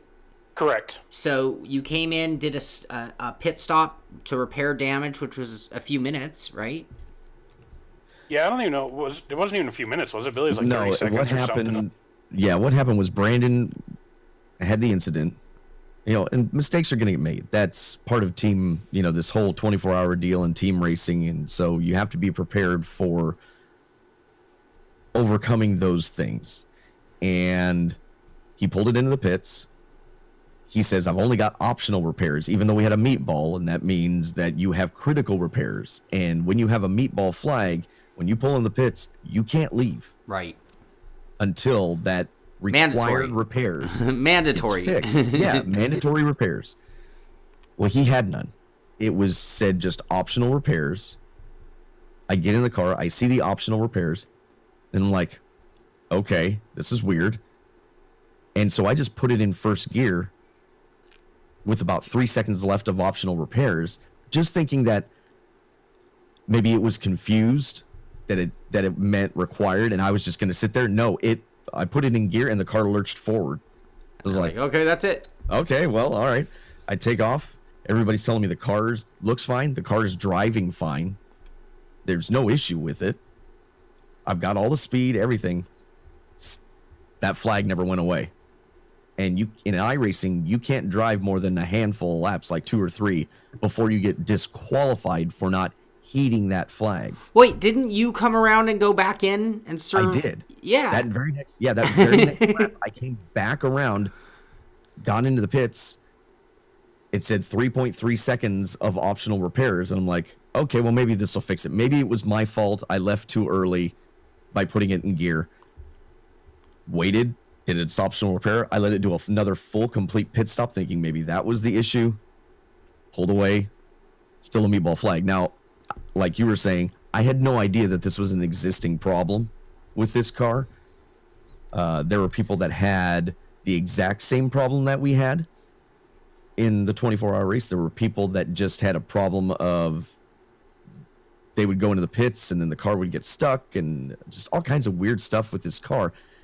And I didn't realize, I thought it was related to the 24-hour race, but apparently this is a bug that happens with this car that's been happening. So again, we circle back to, I'm paying for a service. Why isn't this fixed? Yep. Why isn't this addressed? Like, I'm paying for the service. It's not just I paid for that car. I'm still paying for the service part of it. Right. If this is a known issue, why is that still happening? Yep. And that's the frustrating part is we had no idea. We tried to fix it every way we could. And because, you could say it's a mechanical failure. That's fine. But the irritating part is, the flag is there for a reason. We should not have been able to leave the pits until the car was fixed. And whether that's 15 minutes or 2 hours or the whole race. Right. And when it's working right, it will do that. Because I've been on pit lane for a 45 or 50-minute repair. So iRacing has the capacity to do that when everything's working properly. But when you have a bugged car that won't even fix non-existent damage... and anyway, so the end result is we ended up getting disqualified from the race. We can, in the end, it was like we can't just keep coming to pit lane for nothing every lap. Everyone's looking at the car, and this was a collective team decision, by the way. Billy's out there on track, and everyone's like, forget it. Just ignore it and see what happens, because coming in wasn't fixing it. So, and then just, 2 laps later, we were out? Yep, and it's frustrating because I felt we had a good second-place car. I think we were fast enough in split 5 to be a good, solid second place. Because at the end of my run, we were in second. I noticed, and then we were off cycle in pit stop, so I thought the pit strategy was working out for us. And we we were were kind of talking about adjusting even off of that. And I don't know. I felt we had a really, really good car and a really, really good team. And it's just, mistakes happen. We could have clawed our way back up from that, though. We were Absolutely. running 3rd to 5th consistently on track all day, and we were getting better fuel mileage than anyone on the track. So every pit rotation, we did go to the front of the grid for a lap, and then it was starting to increase because we were gaining another lap. So then that lead would be a 2-lap session. And it's like you're doing the math on it, and you're like, wow, if this gets to 24, we just, made up a whole... Anyway, so I agree. I think we had a podium car for sure. I think we even had a shot at the win because our car, when we ended, our race ended when our car was starting to get what I would call great. It was the moment where our car was handling the best, and we had hours and hours of nighttime that it was going to be set up in that configuration. And so I think we were getting faster every session. We were getting better gas mileage. We were looking good. We had a really solid team. All of our teams. So I want to congratulate, teams Red Team and White White. and Team Red. They both did great as well. So, Brandon. Yes. So you're the guy. Yeah, I am the guy. I was the guy. So in part of endurance racing for me is the intensity. That intensity is I don't want to be the guy. And if you do enough endurance racing, everyone's going to get their turn to be the guy. And the guy is you got 3-4 teammates, whatever, and the last thing you want to do is hurt the car. So after the race, you took it really hard. I know you didn't. We didn't talk about talking about this, but I don't want to let it go unstated for everybody out there, and not to put you on the spot. But No, it's fine. You took it really hard, and everybody on the team, not one person at the team was looking at you like you're the guy. It's a totally internal thing,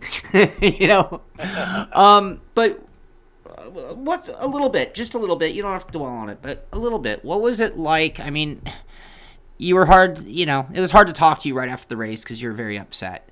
What was a little bit of that like? I mean, and how did you come down from that? Because here we are all talking about the race, laughing. So, yeah, I will totally, cop up to the fact that it was an emotional thing for me, and it was bad enough when it first happened thinking, I'm the guy that hurt the car, and at that point I was over halfway into my stint. That's why I was like, yeah, Billy, go ahead, take the car. It's hard to mentally recover from something like that, especially in the heat of the moment. So I figured, Billy can take the car. Billy's a great composed racer. I don't know if I've ever seen Billy get rattled during a race. So I was like, okay, dude, it's yours, try and bring us back. So yeah, in the moment I was that guy. When we got hit with the bug, then it took it to a whole new level because I wasn't just the guy that hurt the car. I was the guy that, in a way, took us out of the race. And that's unfair. I hear where you're coming from. But no, I didn't even think of that magnifier. Yeah, so that, and this isn't just being on a team of my friends. For me, it carries extra magnitude because, Shaun, you're a legend in sim racing. Everybody knows it. Billy is an amazing driver. He's a real life race car driver. Both of you come from a long point of being figureheads for sim racing, on YouTube and for our entertainment, for our hobby. We had John Sable on the team, another guy that is he's an amazing racer, really level-headed, impressive to watch him drive. We had Mitchie Hoyer. He's an alien. He's, part of in my opinion, a very elite sim racing team. And then, another community member of ours, Stan Donnet, who's a fantastic driver.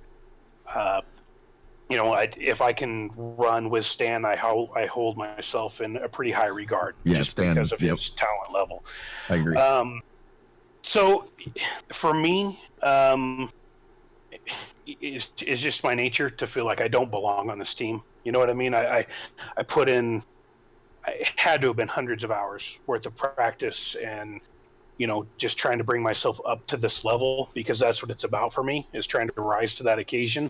So being that guy that took this, to me, what is an all-star team, out of contention, out of such a high split compared to what I'm used to running, um, it was really disheartening, and it had a different level of impact than just crashing out of my own race or having somebody crash me out. Right.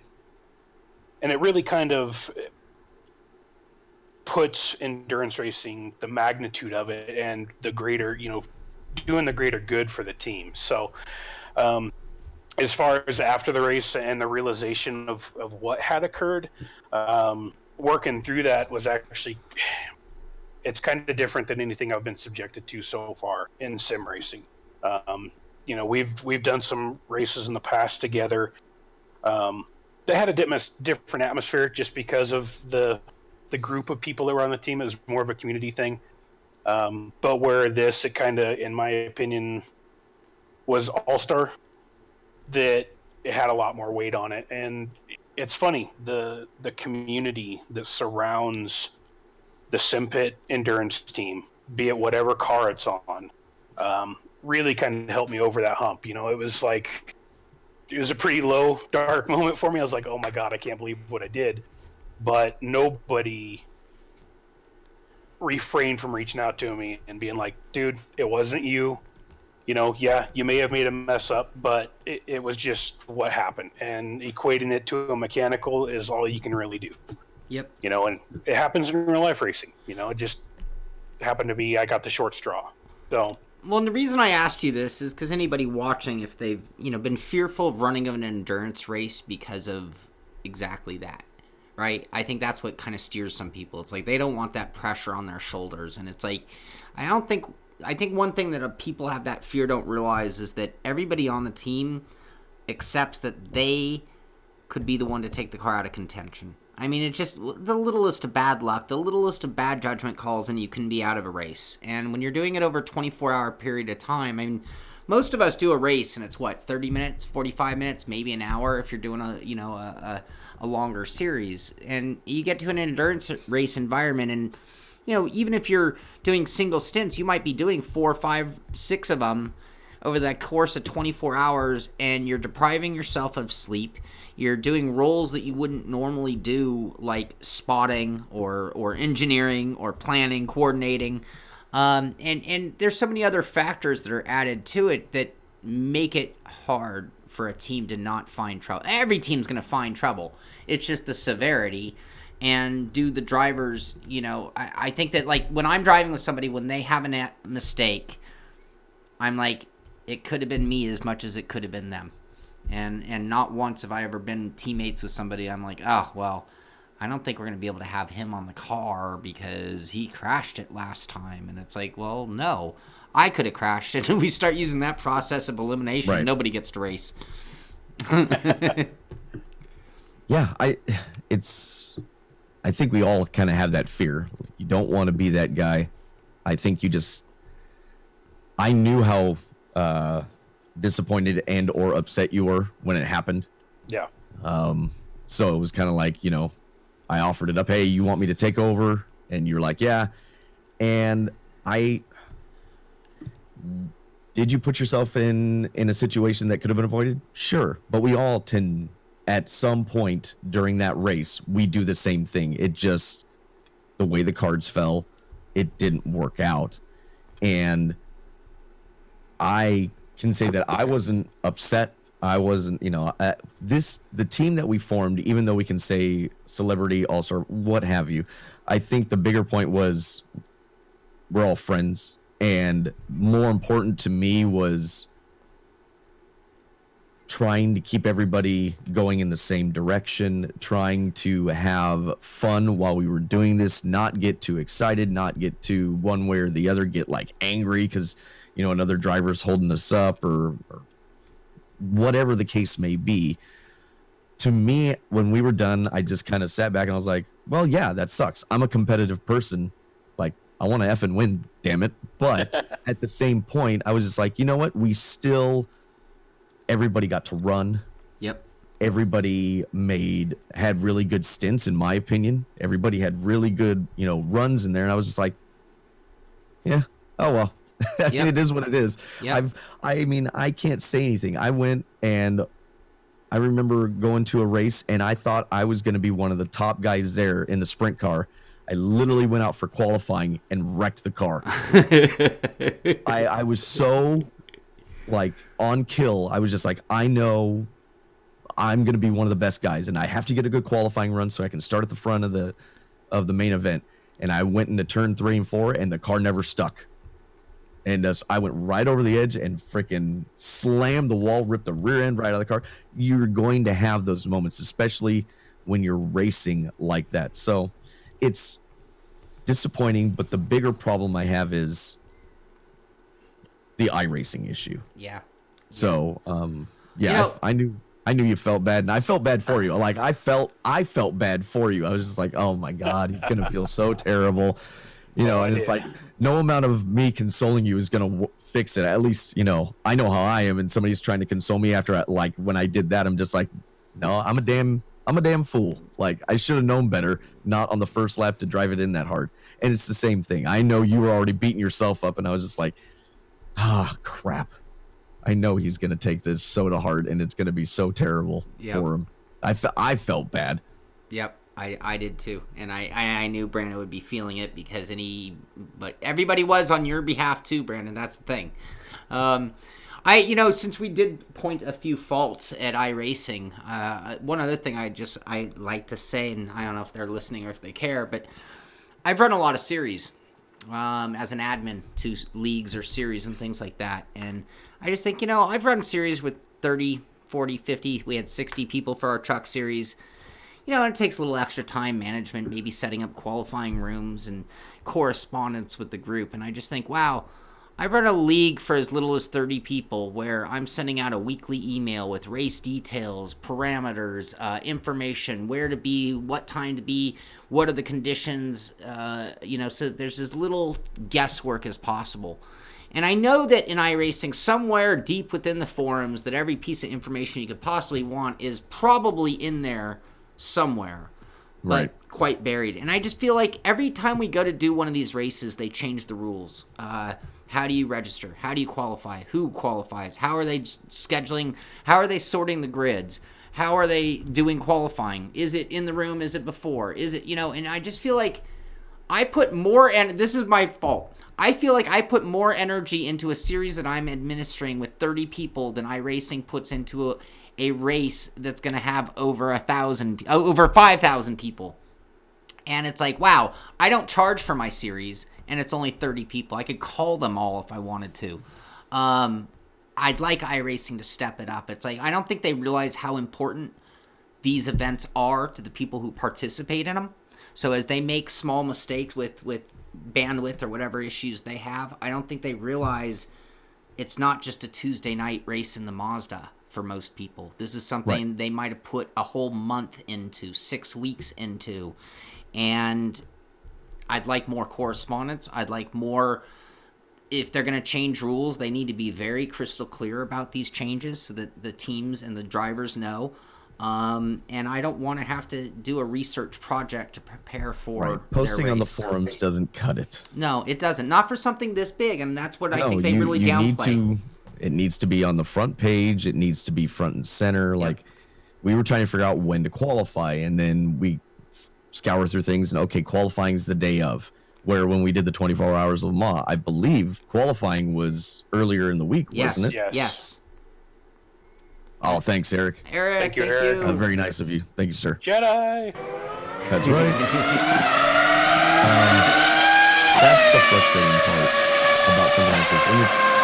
It could be any sim, R-Factor 2, but R-Factor 2 does league stuff. So the fact that iRacing itself is controlling this, I think that's the frustrating part is we pay for a service and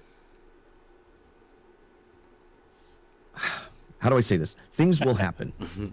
So I'm not saying that they should be perfect, even though I would like them to, we're human.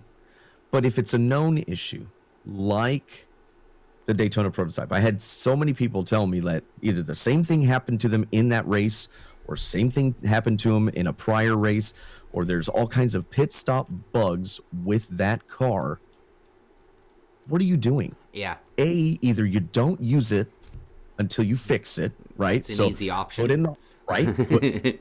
If you can't figure it out, I don't know why you couldn't, but let's give you the benefit of the doubt. You can't figure out why this car is doing that. Use a different car. Yep. Use the HPD, for crying out loud. Yep. As much as I don't care for the HPD, I like the Daytona prototype better. Use the HPD. I love that car. I want them to fix it. I mean, I know it's a dated car. That's the thing. It's like, well, how long can we even continue using that car? It's so dated. But not even dated. It was such a it's one of my favorite cars. But at the same time, what was the total life of that car? Like 3 years, maybe. Like and it had no existence prior to and no exist. It was like this one teeny tiny era of endurance racing prototype car. Well, I will make a warm-up lap, Kevin. It's literally in the forum thread under special events. I don't visit the forums.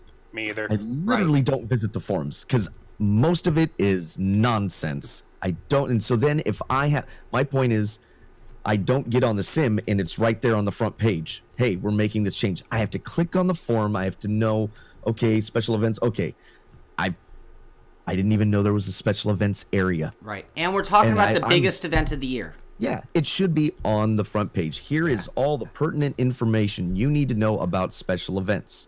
And period. There's no excuse not to do that. And did that even mention the qualifying part? That it was now part of the room versus separated?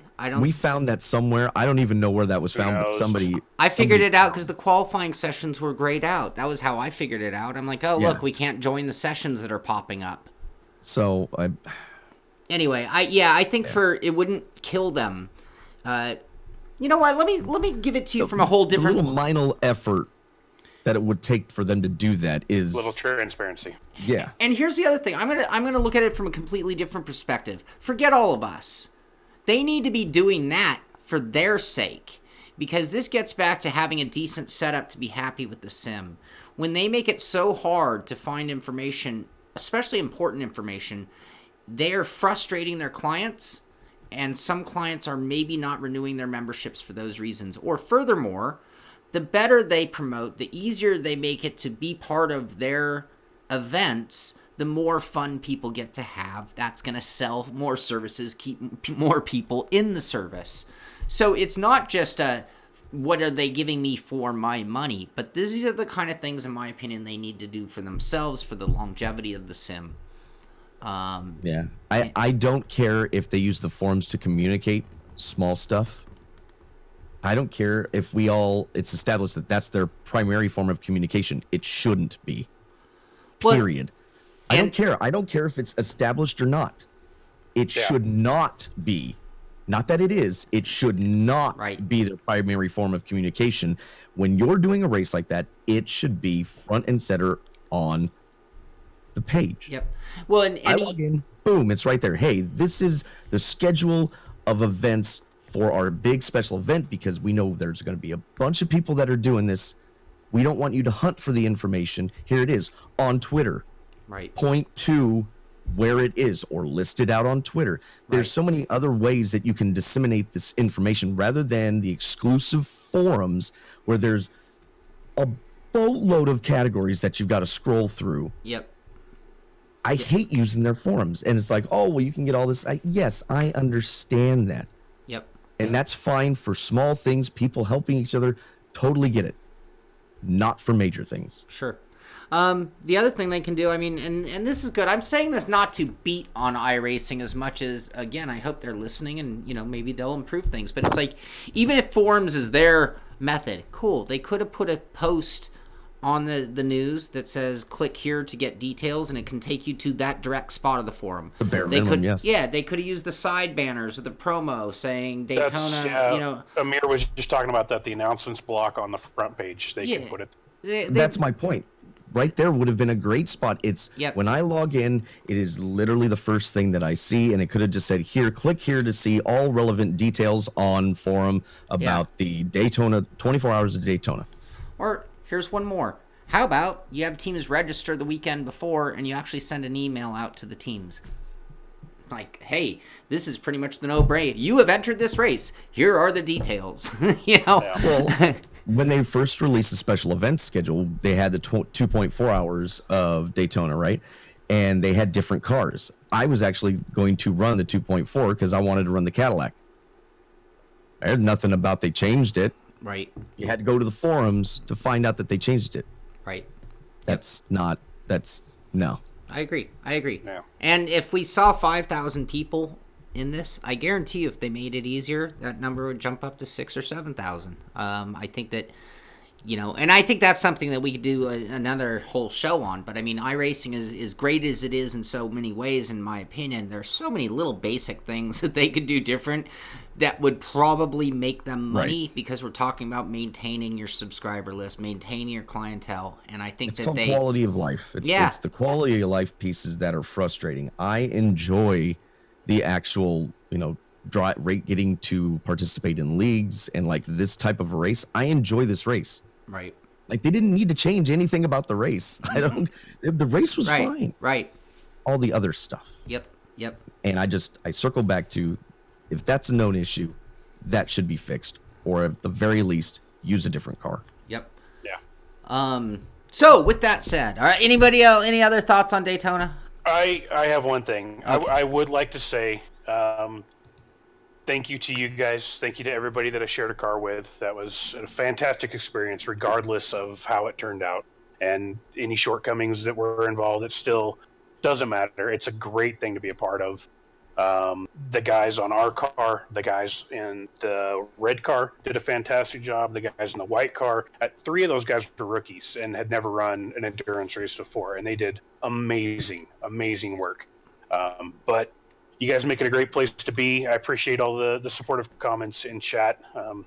Fantastic community. So thank you very much. Any thank yous from you, Billy? I can't. Would you like to thank me? No. Missy did a great job doing the engineering side of it, and he was amazing. Really, when we all got together, all 18 of us, and we're practicing and trying to help each other with driving, and we were working on the setup. I mean, that was, I don't know. I still enjoyed the experience. Again, to iRacing's credit, I enjoyed that experience, prepping and getting to run the race and all that. And I really just thank everybody that participated. It still was fun, even though my result wasn't like I wanted it. It was still a good time. Yeah, I agree. I want to thank everybody again, coming from, the Simpit perspective. It's like it was even more than 18. It was 18 by the final cut by the final roster for the teams. But it was like we had a lot of the guys who weren't going to race come out and drive with us. And it was like iRacing did give us an opportunity to really get a good portion of our entire group out on track, working together, having that camaraderie that only comes in team sports. And, racing is a one-man sport for the most part. So for those of you who grew up playing ball sports, team sports, soccer, baseball, football, those kind of things, racing never really gives you that same thing, those high-five moments with your buddies.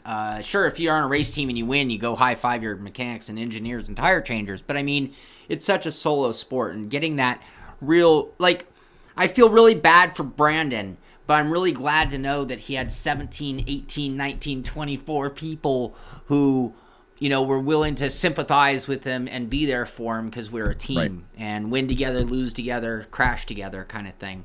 So I think that was really awesome. I want to thank everybody. I want to thank the guys in Team Red and White, because despite us being out of the race, both those teams had to fight through some tough moments and just keep going and keep ticking. And I think so many people out there are quick to just call it a day. Oh, we have too much damage, or oh, we're out of contention. Oh, we're not going to win. And they're looking for the exit door on a 24-hour race. And both Red and White really really pulled together and did great and brought him home. I want to thank Rick Motek, who I saw was in the, hey, Yes. thank you, Max, for sponsoring the team. Rick Motek was here. We're always trying to represent Rick Motek well and present.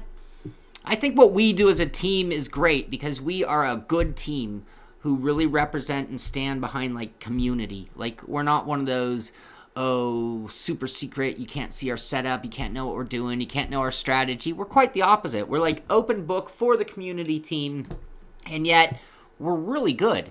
So I love that. It's a perfect, it's exactly, I think, what sim racing needs is exactly what we bring to the table for endurance racing. So thank you everybody. I'm super proud. Beyond that, what I was gonna say, March 2nd, 3rd, is that what we're looking at, Brandon? I believe so. Isn't that what you were saying earlier, Billy? 500? Well, the 500, we're looking at the 13th. Oh, that's what it was. It's something like that. The 13th through the 17th. Yes, you're referring to in there. Sebring is what you were bringing up. Yeah, I guess we're bringing them both up just to let people know what's going on behind the scenes or what we're looking forward to here. The next endurance race for the Simpit team will be Sebring. 12 hours of Sebring coming up March 2nd and 3rd, I do believe. And then, not an endurance race, but I think it's going to be a big Simpit group or, Billy Strange Racing Group, all of us, all of our friends, all these people you know and watch stream together. I think we're all going to kind of go after the Daytona 500. We haven't decided if it'll be fixed or open, but I think we're going to send an email out to the group today and see who's all in for doing that and maybe get some practice sessions going. Gary Clark, thank you so much. Oh, thanks. Oh, thank you, Gary. So that's something that we'll start maybe streaming some of our practices. Daytona is a blast. If you've never run a Daytona 500, talk about intense. It's hard to beat the intensity of a Daytona 500 in sim racing. One of my favorite things to do. Man, don't get too attached to the outcome of that race, though. The big one. The big one is coming for sure. So I'll get some. I haven't done it before. I want to give it a shot this year, so I'm going to be doing it. So if there's anybody in our group that wants to get together and just do some practice, and then we'll try to arrange maybe a night or two that we can do the race. We may not all be in the same split, but we can participate at the same time. Sure. And I think that would be cool. That would be cool. I think I'll put an email out to the whole patron group. We'll rally the troops and get that going. Probably, we better jump on it. It's only a few weeks away. So you're only turning left. How much practice do you? Oh yeah, just right. That's it. That's all. Daytona, piece of cake. Yeah. Piece of cake. Easy to drive, tough to race. Yep. Beyond that, what else are we doing this weekend? I'm gonna finish editing my video on Project Cars 2, and then. I'm a huge Resident Evil fan. Resident Evil 2 remake has come out. That is going to be my jam for the weekend. Uh-oh. I can't wait. So everything else is getting put on the back burner after I get going on that. We'll see Billy next Friday. That's right. Tomorrow we have our patron race. Nobody knows we're going to race tomorrow except for me. That'll be at 2:00. Oh damn it! I forgot about that. See, you're gonna interrupt my Resident Evil time. Yep. Don't throw the sim rig away yet. So tomorrow 2:00 we will have a stream of the patron race. I will not be racing. I will be calling the action, just letting the guys have fun. We'll be doing a T-shirt and mouse pad giveaway to someone for the patron group. Sunday, I have an interview with the guys from Avid Chronic Racing who went to this ESL competition. So I'm going to hear what it's like to get on a plane, do the online qualifier, get on a plane, and go and compete in person on a really highly contested series or race. So that should be fun. That's on Sunday. I got some racing to do. I'm going to try to also get a little more private camera stuff going for the patron guys. Like I'm going to be hooking up and testing a handbrake. That sounds dirty. Private streams. Woo! Friday. That sounds even worse. So we'll be talking some of that offline and getting an email out to the guys. But other than that, I'll probably do some Wreckfest this weekend. I can't stop doing Wreckfest. I just can't. It's one of my favorite things to do. Oh, Hemi's even asking. Yep, I'm not sure the timing. It'll probably be spontaneously put together on Patreon or on Discord. But yeah, I foresee between now and Sunday night at least one session of Wreckfest happening, at least. So nice. That's it for me. I'm going to be running SRS again tonight. That's had right. fun doing that last night. I'm gonna go give the old GT3 car another shot. So see what it can do in Godzilla and hopefully represent pretty well for the Nissan. Right on. Awesome. So that is going to do it for today's show. We are still taking name suggestions for the show if you want to have an impact on everything here. So if you have ideas, go ahead and email us. But other than that, you get out there, do some racing, have some fun, enjoy your weekend. That's going to do it for today. This is the Simpit with Billy Strange, Brandon Waters. I'm Shaun Cole, and we will see you on the track. Bye-bye. Have a good weekend, YouTube.